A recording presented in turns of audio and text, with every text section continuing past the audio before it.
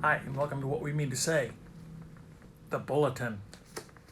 Every week we produce a worship bulletin containing the entire service, including music that's not found in the hymnal.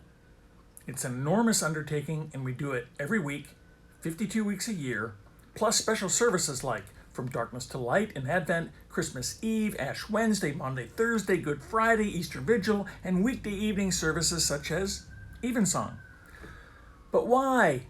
Why not just use the prayer book and hymnal? Well, let's think about that. The publishing of congregational books for prayer and singing and worship arose following the invention of the European printing press, but it didn't take off in earnest until after the Reformation. Prior to that, worshipers had nothing to go by, not even a bulletin. But it wouldn't have been an issue because all of Europe was Roman Catholic. And from birth, people worshiped in church, religiously. But even after the Reformation, an underlying assumption in the creation and use of congregational books was that everyone in the pew was responsible for learning how to use them. Now, fast forward to the post-World War II generation, those assumptions remained in place. Cracks in these assumptions started appearing as early as the 1970s, but few took notice.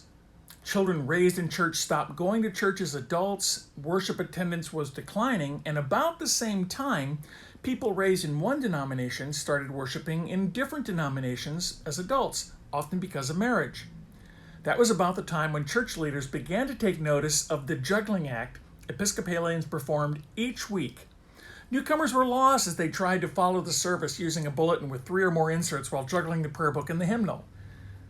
The amazing thing, looking back on all of this, is that the earlier generations believed that even though they were the visitors, it was their responsibility to learn the ropes because they believed that worship was a duty and a responsibility, not only as Christians, but as Americans.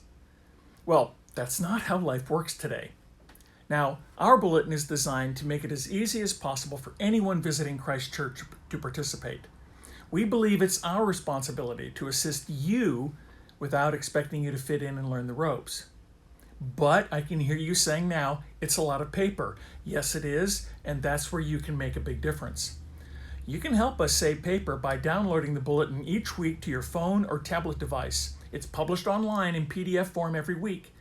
And we welcome the day when only a few dozen bulletins need to be printed for visitors or choir members and others for whom a tablet or smartphone is not an option. All of that said, we've been working very hard since late summer redesigning our bulletin, and we will be launching it early October. Next week, I will walk you through it and show you specifically how it can be downloaded and viewed on a device. See you next week on What We Mean to Say. Bring your smartphone and tablet next week too. Just saying.